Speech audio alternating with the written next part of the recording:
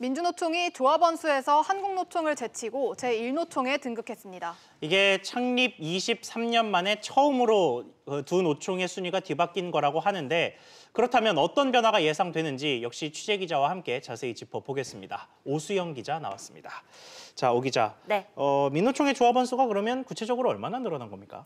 네, 지난해를 기준으로 민주노총의 조합원은 고용노동부의 공식 집계로 96만 8천 명입니다. 지난 2016년까지만 해도 70만 명에 채 못 미쳤었는데요. 현 정부 출범 첫 해인 2017년 71만 명을 넘어섰고요. 1년 만에 96만 8천 명으로 36% 넘게 급증했습니다. 반면 한국노총의 조합원 수는 지난해 93만 3천 명으로 집계가 되면서 3만 5천 명의 차이가 생겼고요. 이 둘 간의 순위가 바뀌게 됐습니다. 예. 전체 노조 조합원 수도 늘었습니다. 1년 새 24만 3천 명이 증가했는데요. 지난 2017년에 비해서 11.6% 늘어난 겁니다. 특히 공공부문에서 조합원 수가 많이 늘어났는데요. 2017년 전체 조합원 중에서 공공부문의 비중이 63.2%였습니다. 지난해에는 68.4%로 5.2%포인트나 올라섰습니다.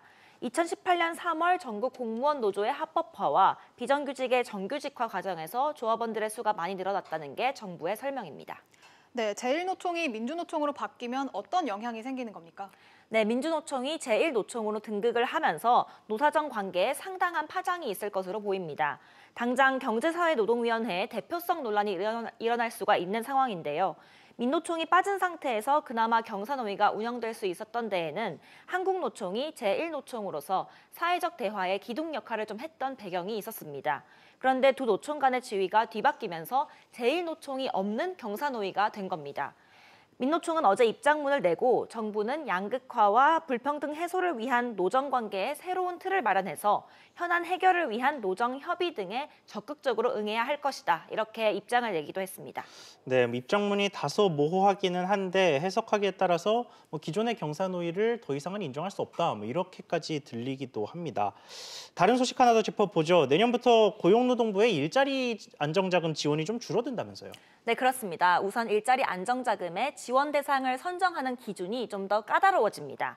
고용노동부는 어제 일자리 안정자금 지원 대상에서 배제되는 사업주의 과세소득 기준이 현행 5억 원 초과에서 내년에는 3억 원 초과로 하향 조정될 거라고 밝혔습니다. 고소득 사업주가 일자리 안정자금을 받지 못하도록 하겠다는 건데요. 예. 노동부는 병원장 등 고소득 사업주들이 일자리 안정자금을 받는 데 대해서 언론 등 외부의 지적들이 많았기 때문에 그걸 좀 반영을 해서 영세 사업주를 지원한다는 제도의 최초 도입 목적을 부합하도록 좀 기준을 강화한 거다. 이렇게 설명을 했습니다.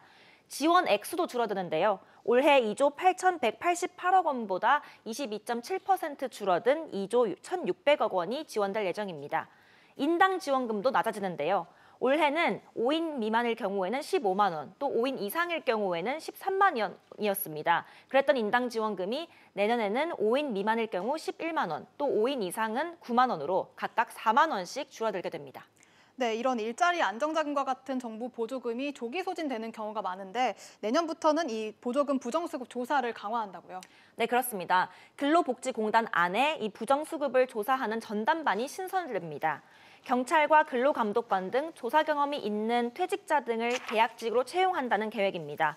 조사의 실효성을 높이기 위해서 이 조사에 응하지 않는 사업주들한테 대해서는 일자리 안정자금을 환수까지 할 수 있는 근거를 마련하기로 했습니다. 또 일자리 안정자금 수급하는 사업주는 회계연도가 바뀔 때마다 신청서를 다시 제출해서 소득 요건 등의 검증을 새로이 받도록 할 계획입니다. 올해의 경우에는 노동부가 지난 2018년부터 일자리 안정자금을 받아온 사업주들한테 대해서는 소득 변동 등을 따지지 않고 일자리 안정자금을 지속적으로 지급해온 바 있습니다. 네, 오 기자 잘 들었습니다.